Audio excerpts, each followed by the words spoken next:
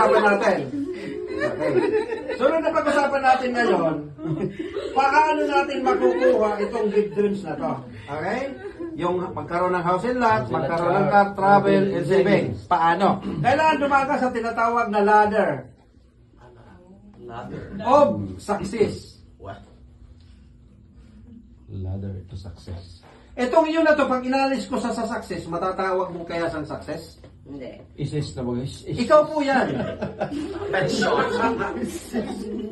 Ikaw po yan. Ibig sabihin, hindi ka magiging success kung wala itong iyo. Tama? Yes. Ngayon, kung magsisimula ka dito sa network, sa Zillion Life, una, kailangan mo nang magkaroon ka ng tinatawag na good learning and listening attitude. GLLA. JLLA. Kasi maraming tao hindi nagtatagumpay kasi wala siyang good learning and listening attitude. Lahat ng leader ngayon, bago yan naging good leader, naging good follower muna yan. Tama? Yes. Lahat. Meron nga akong kakilala, janitor lang lagi. Dati, ngayon, manager na sa bangko. Wow. Diba?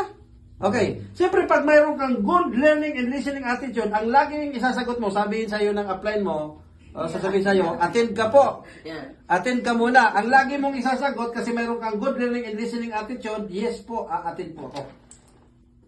Okay? Continuous learning is the minimum requirement to become successful in any field. Tama?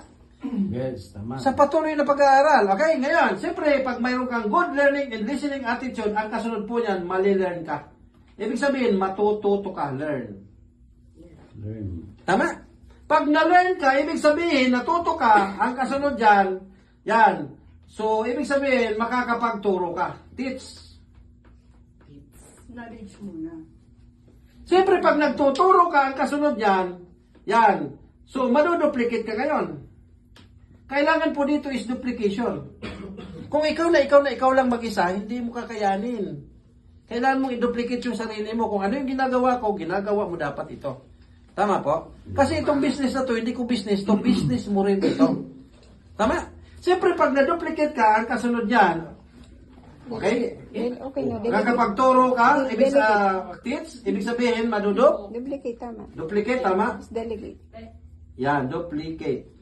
Siyempre, pag na-duplicate ka, ibig sabihin, madidiligate ka. Ibig sabihin, kaya mo nang mag-sponsor. Pag nag-i-sponsor ka, ang kasunod dyan, mamumultiply ka na po. Multiply. Dadami na po kayo. Multiply. Pag na-multiply ka, magkakaroon ka na po ng tinatawag na big network. Lalaki na po yung network mo.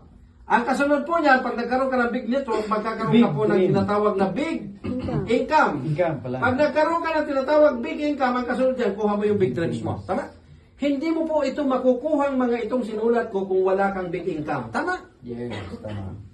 Sa network po, lalo na dito sa Zillion, una, kailangan mo lang, sabi nga, paano ka makukuha yung big dreams mo kung wala kang big income? Paano ka magkakaroon ng big income, wala kang big network sa Zillion?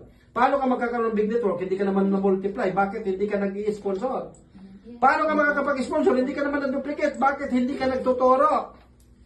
Paano ka makakapagturo, hindi ka naman natuto? Bakit? Wala kang good learning and listening attitude. Sino dapat sisihin? Ikaw. Ikaw. Ibig sabihin, pag nagturo ka daw, kasi yung iba, alam nyo, ganito yan. Yung tao, pag nakita yung sintok-sintok, huwag nyo yan recruiting. Tama?